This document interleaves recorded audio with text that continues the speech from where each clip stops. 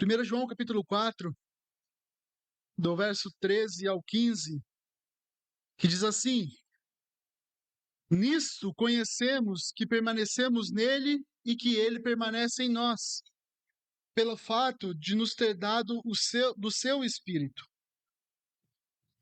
Verso 14: Nós temos visto e damos testemunho de que o Pai enviou o seu Filho como Salvador do mundo.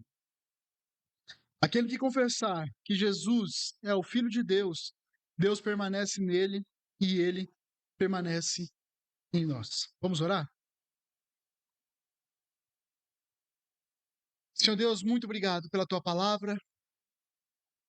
Te pedimos, Deus, que nessa manhã o Senhor nos ajude a compreender qual que é a tua boa, perfeita vontade para nossas vidas.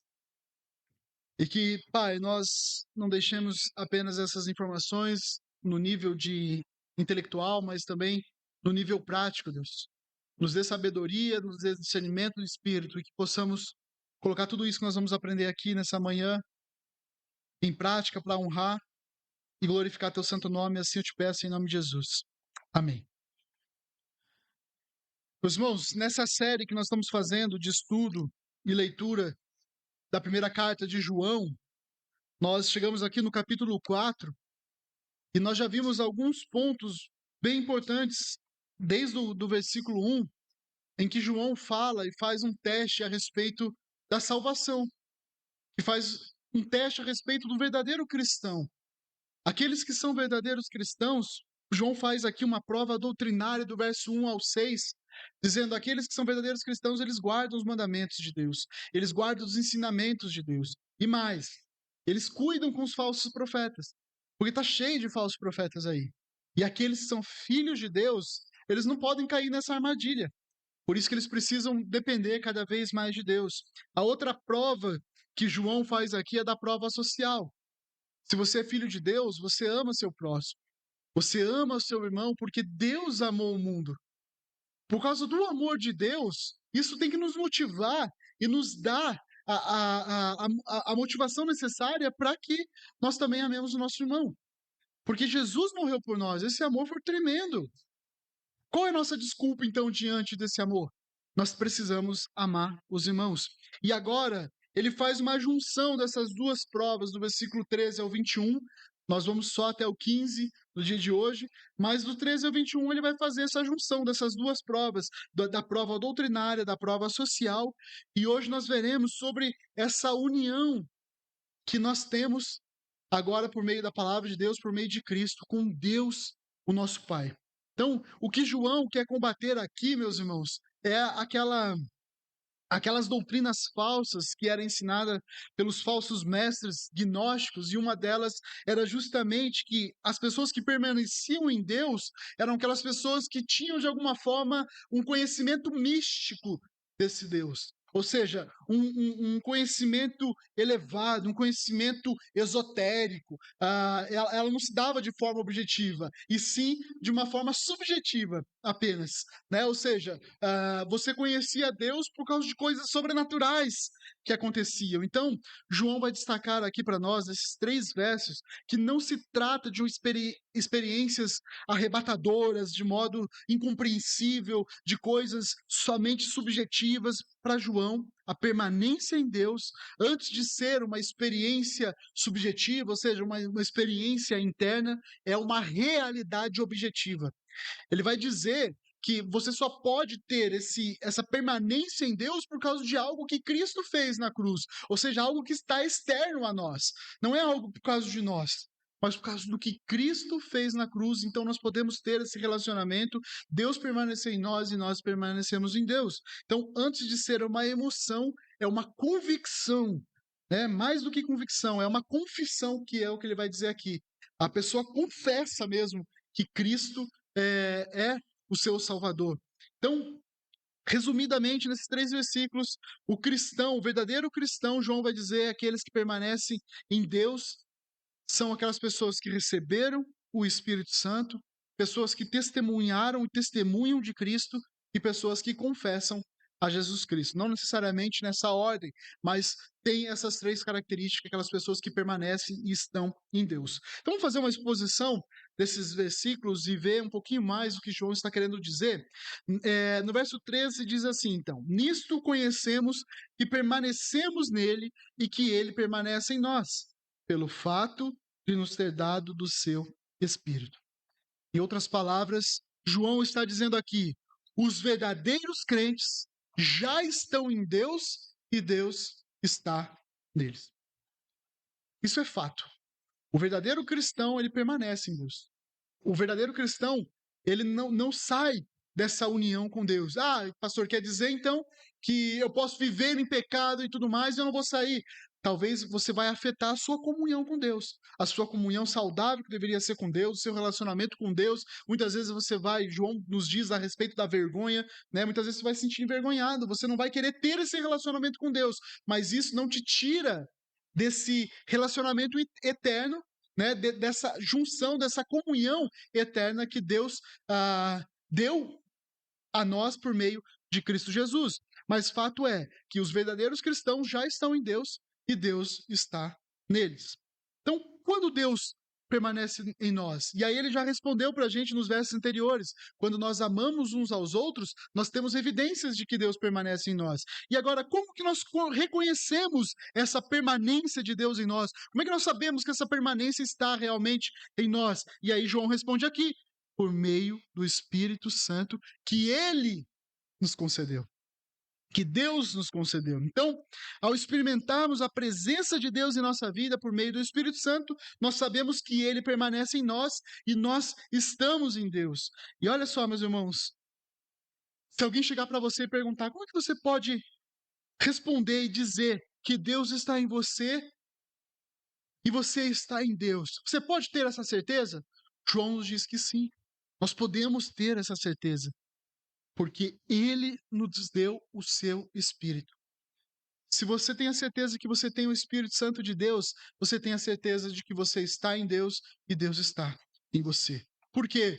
O Espírito Santo de Deus é o próprio Deus que habita em nós. O Espírito Santo de Deus é o Deus que foi enviado pelo Pai e pelo Filho para estar em nós. Não foi isso que Jesus disse? Olha, eu vou embora, mas eu enviarei o Consolador. Ou seja, o próprio Deus que habita em nós. E, meus irmãos, essa permanência de Deus em nós, ela só pode se dar por meio de Jesus Cristo. Por isso que qualquer pessoa que confessar que tem o Espírito Santo, sem, na verdade, ter a vida nova em Cristo, ter recebido a nova vida, na verdade está professando algo que é mentiroso. Está dizendo algo que não é verdade. O Espírito Santo só pode habitar no coração daqueles que Deus transformou. Até porque na habitação antiga, na velha vida, no espírito morto, Deus não pode habitar. Deus precisa trazer nova vida. Deus precisa nos fazer nascer de novo. É o que nós estudamos hoje de manhã, né? Ser regenerado, nascer de novo. É nesse novo nascimento, esse novo espírito, essa nova casa transformada é em que Deus pode habitar. Fora de Cristo, não há habitação de Deus em nossas vidas. Fora de Cristo, não há a nossa habitação em Deus. Fora de Cristo, não tem como. E João diz por quê? Porque Deus manda o Espírito. E esse Espírito agora habita em nós. Romanos 8,16 diz o seguinte: o próprio Espírito confirma ao nosso Espírito que nós somos filhos de Deus. Olha que maravilhoso, meus irmãos. É exatamente isso que Deus faz. Deus nos faz nascer de novo. Lembre-se, Paulo diz que todos nós, por causa do pecado, estamos afastados de Deus. O que significa isso? Espiritualmente, o seu espírito para as coisas de Deus está morto. O teu espírito não quer as coisas de Deus porque ele está morto, ele está inativo. Não há nada no seu espírito que queira Deus, está afastado totalmente de Deus, porque o salário do pecado é a morte. E se o salário do pecado é a morte, nós estamos mortos espiritualmente sem Cristo. Se você não tem a sua vida nova, o seu espírito renovado por Deus, você está morto espiritualmente. E é isso que João diz quando ele fala: Deus nos dá o Espírito Santo. Nós nascemos de novo e agora temos o Espírito Santo, que é a habitação de Deus. E Paulo disse, né, lá em Romanos 8,16, o nosso espírito agora testifica que nós somos filhos de Deus, porque nós sabemos, nosso espírito vivo pode experimentar a ação do Espírito Santo em nossa vida. E aí ele dá a sequência do verso 14. Então, essa é a prova, uma das provas que nós sabemos que somos filhos de Deus, é o Espírito Santo. É esse selo do Espírito Santo em nossa vida. Meus irmãos, o crente tem que anunciar isso, defender isso. Eu tenho o selo do Espírito Santo na minha vida. Não tenho por causa de mim, mas por causa de Cristo Jesus. Quando Cristo Jesus morreu na cruz e eu tive a vida transformada, um nascer de novo, eu recebi então esse Espírito. E verso 14, olha o que João diz a respeito da experiência de João como apóstolo de Cristo. Ele fala: e nós, né, os discípulos, os apóstolos, temos vistos e demos testemunha do que Pai enviou o Filho como Salvador do mundo. João aqui está citando mais uma vez que, como apóstolo, ele viu Jesus Cristo. Ele começa a sua carta dizendo: eu toquei nesse Cristo, eu toquei em Jesus, eu caminhei com ele, eu vivi com ele, eu vi os ensinamentos dele. Então vocês podem confiar no que eu estou dizendo, porque esses ensinamentos que eu estou dando são ensinamentos que o próprio Cristo entregou a nós. E aí João diz: e nós temos visto e damos testemunho de que o Pai, ou seja, que Deus enviou seu Filho Jesus como Salvador do mundo. E é assim, meus irmãos, por meio desse testemunho dos apóstolos que nós também cremos.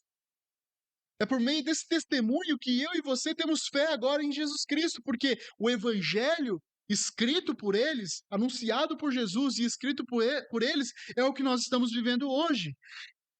E aqui, meus irmãos, João está falando de algo que é concedido pelo Espírito Santo. Deus concebe isso por meio do Espírito Santo. Essa dádiva vem por meio do Espírito Santo. O reconhecimento de Jesus como Senhor e Salvador se dá por meio do Espírito Santo. Nós falamos hoje de manhã a respeito da regeneração. E nós dissemos que, à luz da Bíblia, a Bíblia nos ensina que nós só temos capacidade de reconhecer Jesus como Senhor e Salvador da nossa vida se nós temos o Espírito Santo, se nós nascemos de novo. Fora disso, nós não temos essa capacidade. Ou qualquer profissão que fizermos sem o Espírito Santo vai ser uma profissão manca, uma profissão que não é verdadeira, porque somente o Espírito Santo nos pode dar essa certeza, essa capacidade. Não sei quantos já leram alguns escritos de Joséfo. Joséfo foi um dos historiadores judeus lá dos primeiros séculos, e ele faz uma escrita desde a história dos Macabeus. É por isso que nós podemos conhecer bem a respeito das histórias dos Macabeus, daquele período intertestamentário. Mas e mais, esse autor, esse escritor, ele não era cristão, mas ele escreveu sobre Cristo. Ele falou sobre um Jesus que veio, sobre alguém que veio e se dizia o Cristo, se dizia o Salvador e habitou aqui e morreu em morte de cruz. Ele fala sobre esse Jesus. Só que não adiantou nada para ele conhecer, saber desse Jesus, saber da existência desse Jesus. Não adiantou nada para ele, porque ele não foi convertido. Por quê? Porque o Espírito Santo não deu a ele essa capacidade de reconhecer Jesus como Senhor e Salvador. Ele contou sobre Jesus como um profeta, uma pessoa que veio no mundo e anunciou a respeito das coisas de Deus. Foi assim que ele descreve Jesus. Veja que só o simples fato de você conhecer um Jesus histórico, de talvez você já ter lido sobre esse Jesus, não te faz de você uma pessoa salva, uma pessoa regenerada, uma pessoa nascida de novo.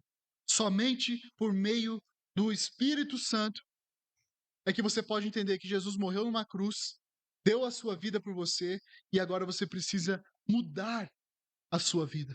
Você precisa mudar o estilo da sua vida. Então, para crer, testemunhar desse verdadeiro Cristo, para você ser um verdadeiro cristão, aquele que anuncia a obra de Cristo, que Jesus veio ao mundo, morreu na cruz, apenas por meio do Espírito Santo você pode fazer isso verdadeiramente. Sem o Espírito Santo, as nossas mentes, os nossos pensamentos, o nosso coração, eles ficam frios. A nossa mente fica fria diante das coisas de Deus. É por isso que muita gente lê a Bíblia e não faz diferença nenhuma na sua vida. porque não tem um Espírito Santo que faz essa renovação, essa mudança de mente. Veja que em 1 Coríntios 2,12, Paulo também destacou a mesma coisa. Ele diz assim: e nós não temos recebido o Espírito do mundo, e sim o Espírito que vem de Deus. E aí ele fala por quê? Para que conheçamos o que por Deus nos foi dado gratuitamente. Nós precisamos do Espírito Santo em nossa vida para reconhecer o que Cristo fez na cruz por nós. Senão você vai ser apenas também mais um que acredita na história. Ah, Jesus veio ao mundo. Não é suficiente você saber disso, que Jesus veio ao mundo. Você precisa do Espírito Santo para reconhecer que o que Jesus fez na cruz foi porque você é um pecador, condenado, que não há nada em você que possa agradar a Deus, então você precisa de alguém como representante para a sua vida. Esse alguém é Jesus Cristo. Você só poderá ter capacidade de entender isso, de saber o que Cristo fez na sua vida por meio do Espírito Santo. Ou seja, para reconhecermos que Jesus é o nosso Salvador, que Ele é o Senhor da nossa vida, nós precisamos primeiramente da ação do Espírito Santo. O homem caído, corrupto, ele depende da ação do Espírito Santo em sua vida. Se o Espírito Santo não tocar, não mudar, ele só vai dizer algumas palavras, ainda que esteja vindo na igreja todos os domingos. E as igrejas estão cheias de pessoas que não são regeneradas, que não nasceram de novo, pessoas que estão professando um Cristo histórico, pessoas que estão confessando da boca para fora a respeito de Cristo, mas não têm uma vida transformada verdadeiramente, porque não tem o Espírito Santo em suas vidas. E essa é uma realidade que nós precisamos analisar sobre as nossas vidas. Lembra que o João disse no começo? Nós somos e estamos em Deus. E você pode ter certeza que você está em Deus por meio do Espírito Santo. Então, ele é a prova de que nós somos filhos de Deus. E aí? Você pode fazer esse teste, você pode dizer, eu sou filho de Deus porque eu tenho o Espírito Santo? Até porque muitos que estão na igreja ouvirão de Jesus o que Jesus disse que vai acontecer. Muitos naqueles dias dirão, Senhor, Senhor, mas eu expulsei demônio no seu nome eu curei. E aí Jesus olha para essas pessoas e diz, afaste-se de mim, porque nós nunca nos conhecemos. Nós nunca tivemos relacionamento, ou seja, em outras palavras, o Espírito Santo não estava em você. Meu relacionamento só se dá por meio do Espírito Santo. Meu relacionamento com você só se dá por meio do Espírito Santo. O relacionamento de Deus Pai conosco só se dá por meio do Espírito Santo. E nós recebemos o Espírito Santo quando Jesus envia a nós esse Espírito. 1 Coríntios 12, 3. Você pode anotar esses versículos. É importante você ler aquilo que nós estamos citando aqui. 1 Coríntios 12, 3 diz assim: por isso, quero que entendam que ninguém, olha só o que Paulo diz, ninguém que fala pelo Espírito de Deus afirma anátema Jesus. Por outro lado, ninguém pode dizer Senhor Jesus senão pelo Espírito. Ninguém pode dizer que Jesus é o Senhor da sua vida, senão pelo Espírito. Ah, pastor, quer dizer então que se eu não tenho Espírito eu não posso dizer? Quer ver que eu posso dizer? Ó, Senhor Jesus, meu Senhor Jesus, eu posso dizer. Só que você pode estar professando uma mentira, uma coisa que na verdade não é realidade na sua vida. Professar da boca para fora é o que mais tem. E João vai dizer, a gente já estudou sobre isso, quantos falsos profetas estão dizendo isso? Quantos falsos profetas estão dizendo eu tenho relacionamento com Deus? E João vai dizer o quê? Se você não guarda os mandamentos de Deus, você não tem relacionamento com Deus. Então você está professando uma mentira. Se você não ama o seu irmão, você está professando uma mentira. Se você ama o pecado, João diz isso, se você vive no pecado, como você pode dizer que você é filho de Deus?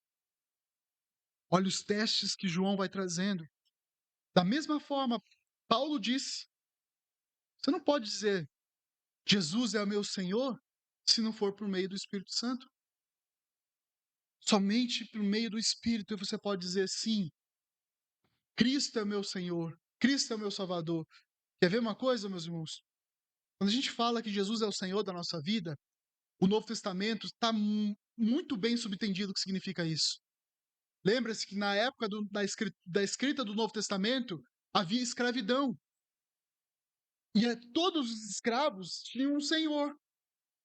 E o escravo se submetia à vontade do seu senhor. Naquela época existiam reis, existiam imperadores que eram considerados senhores. E você tinha que fazer a vontade do Senhor. E aqui, todos os autores do Novo Testamento, seja João, Paulo, Pedro, quando eles falam a respeito de Jesus, eles falam: Jesus é o nosso Senhor. E se eu estou falando que Jesus é o Senhor, eu estou me colocando numa posição de escravo. Posição de escravo, meus irmãos, não tem vontade própria. Posição de escravo está debaixo do senhorio de Cristo. Ou seja, se você sabe que não é da vontade de Deus você viver uma vida promíscua, uma vida de prostituição, uma vida de mentira, se você quer fazer a tua vontade acima de todas as coisas, você não está debaixo do senhorio de Deus. E é por isso que Paulo vai dizer: é impossível para você, é impossível para o homem dizer Jesus é meu Senhor, se não for por meio do Espírito. Por quê?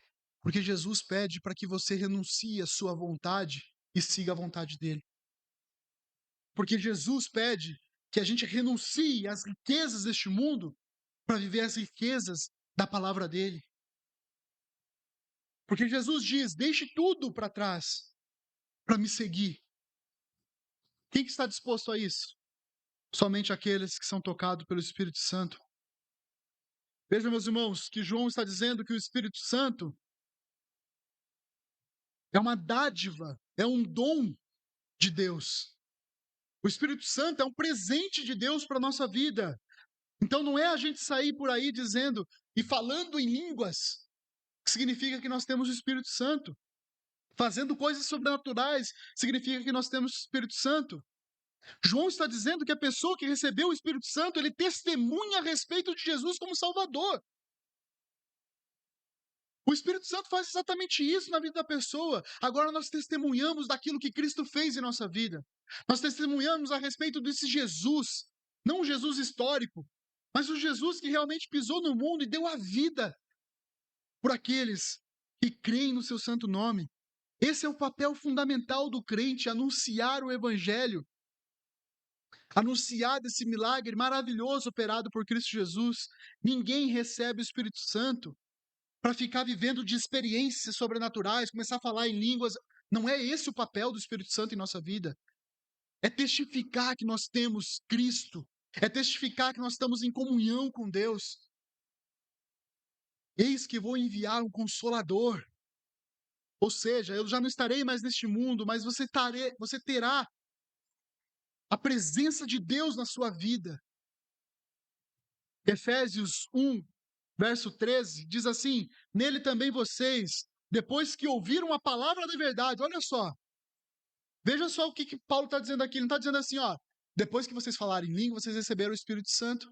Ou, vocês falarem em língua, agora é prova de que vocês têm o Espírito Santo. Olha o que Paulo fala.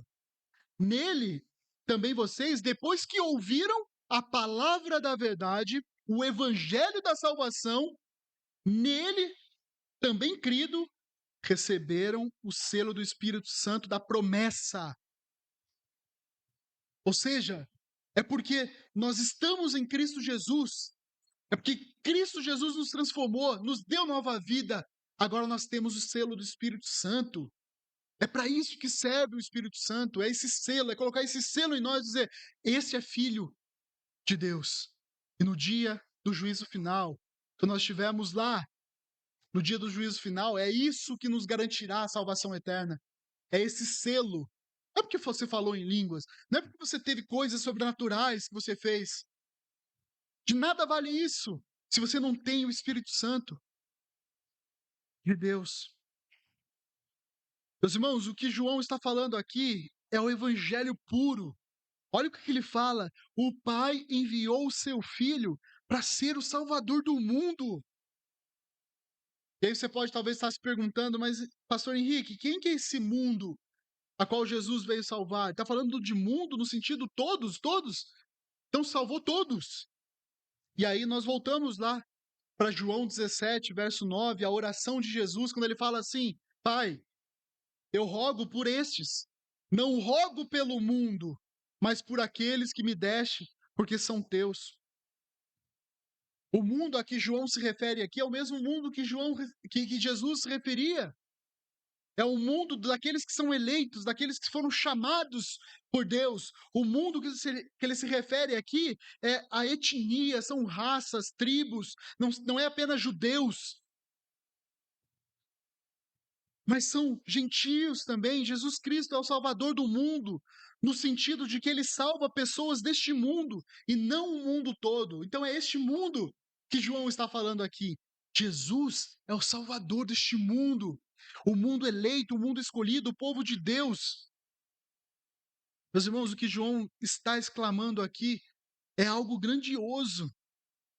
Entenda, vamos voltar um pouquinho, porque esse é o papel da exegese do texto. É tentar entender o que estava acontecendo naquela época. Qual que era o panorama, qual que era o pano de fundo daquela época. E nós sabemos que naquela época os deuses, eles eram conhecidos, eles eram buscados por questões espirituais, por questões pontuais. As pessoas buscavam adorar alguns tipos de deuses para que eles tivessem respostas em questões pontuais. Por exemplo, nós vemos naquela época o deus da fertilidade,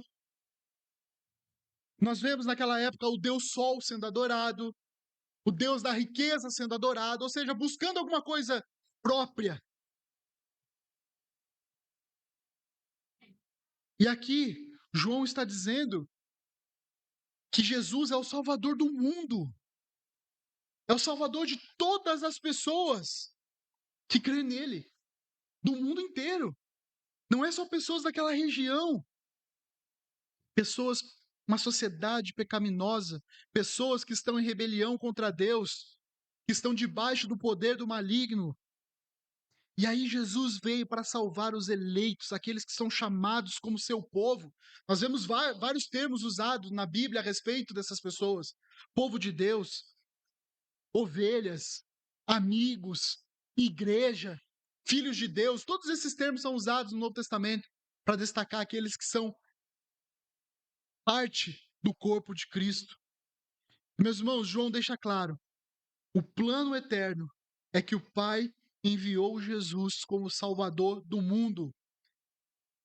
Mais uma vez, Deus enviou Jesus para ser o Salvador. Ele não veio para ser apenas um cara conhecido historicamente. Jesus não veio simplesmente para abrir igrejas. Jesus não veio para que as pessoas compôssem músicas e vendessem músicas que falem a respeito dele. Não foi para isso que Jesus veio. Ele veio para ser o Salvador do mundo, não para pastores ganharem fortunas, para pessoas viverem comercialmente ganhando a respeito desse Jesus, não. Jesus veio para salvar o mundo. E aqueles que não são salvos por Jesus estão eternamente condenados e terão suas vidas eternas no inferno. Por isso que nós precisamos olhar para o objetivo pelo qual Jesus veio ao mundo. Ele veio para nos salvar, para dar a vida eterna, e todo aquele que nele crê já passou da morte para a vida. Para encerrar, verso 15, Jesus diz: aquele que confessar que Jesus Cristo, que Jesus é o Filho de Deus, Deus permanece nele e ele permanece em Deus.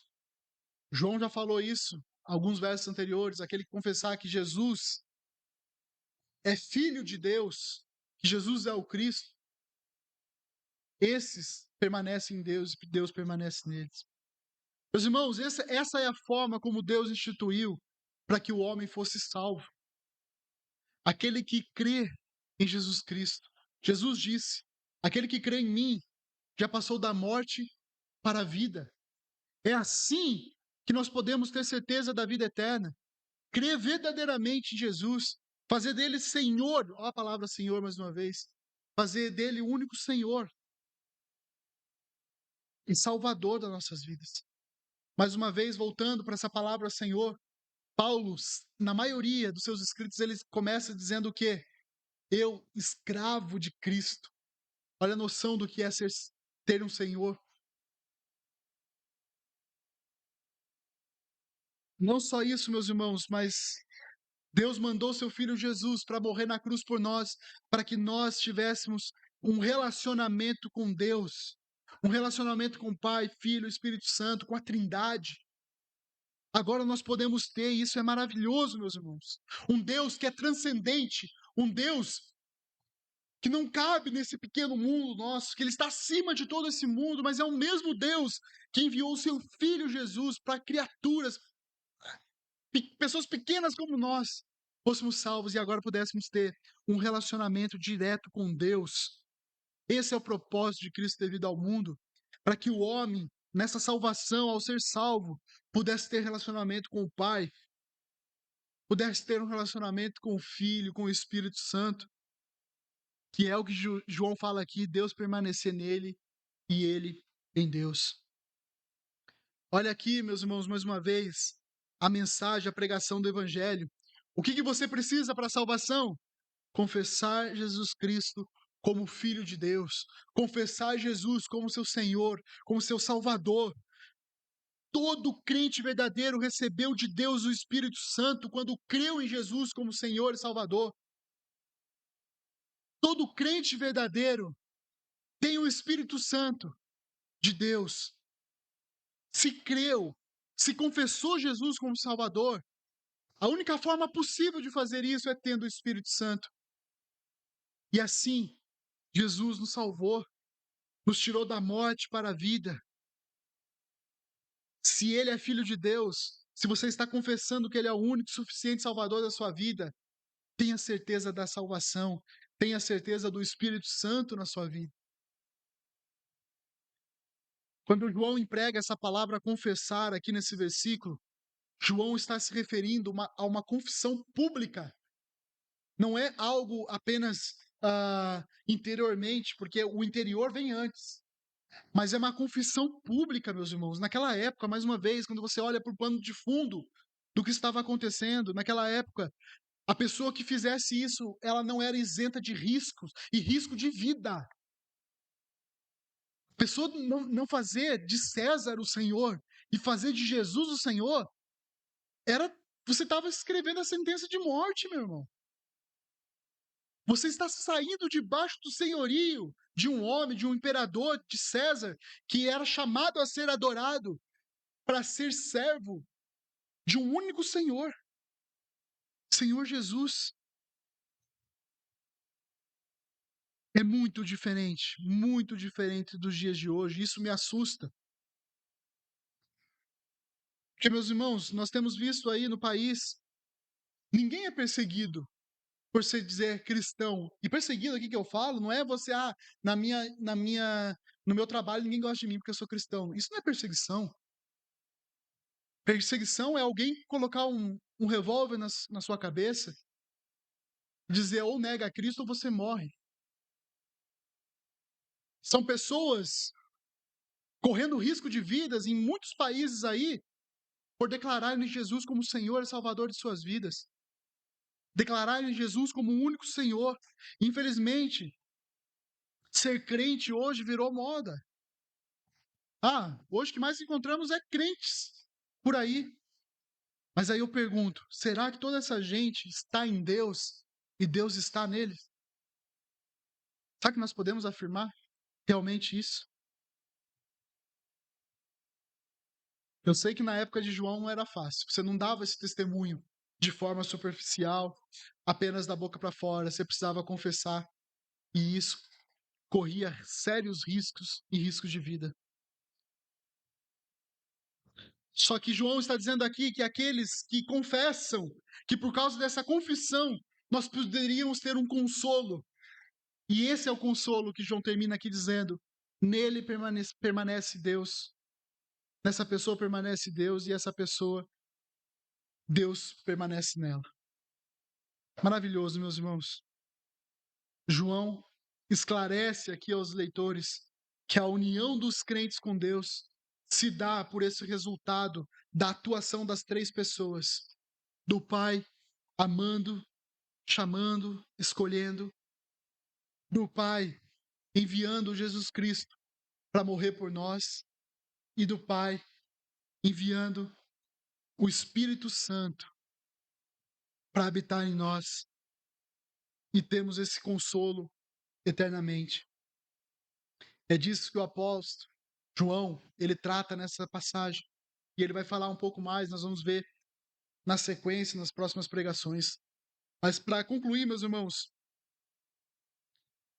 nós aprendemos nessa manhã que crer nos ensinos dos apóstolos, confessar a Jesus, amar as evidências do Espírito Santo em nossa vida, ter o Espírito Santo em nosso coração,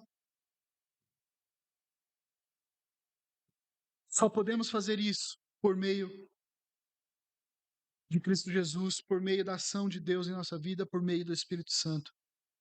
Então, isso chama você a examinar mais uma vez a sua vida, perceber se essas razões, essas evidências, elas estão na sua vida.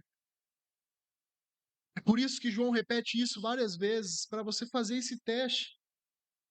Você tem o Espírito Santo de Deus, você confessou Jesus.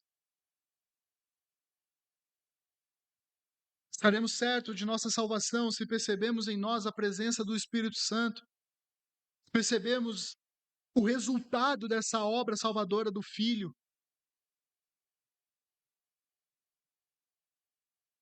João fala, usem esses critérios para que vocês tenham certeza da salvação. Lembra que João escreveu essa carta para isso? Para que a gente tenha certeza da nossa salvação e a gente esteja firme nisso, esteja feliz, alegre, por ter certeza dessa obra operada em nossa vida. Não existe, meus irmãos, relacionamento mais próximo do que Deus permanecer numa pessoa, do que uma pessoa permanecer em Deus. Louvemos a Deus pelo altíssimo privilégio de sermos a habitação do Todo-Poderoso, de podermos refugiar nele, de podermos nos refugiar em Cristo Jesus. Que Deus seja louvado por isso. Deus em nós e nós em Deus. Isso resume toda a grandeza da redenção, do Evangelho operado por meio de Cristo Jesus. Hoje nós podemos dizer, Deus está em nós e eu estou em Deus. Amém? Louvado a Deus por isso. Vamos orar?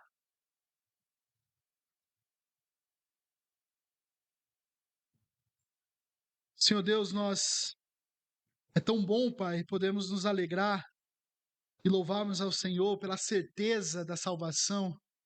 Isso é maravilhoso, Deus, porque não é algo que vem de nós, não é algo que vem de uma instituição, não é algo que vem de um pastor, de um líder, não é algo que vem dos nossos pais, mas é obra exclusivamente do Senhor em nossa vida.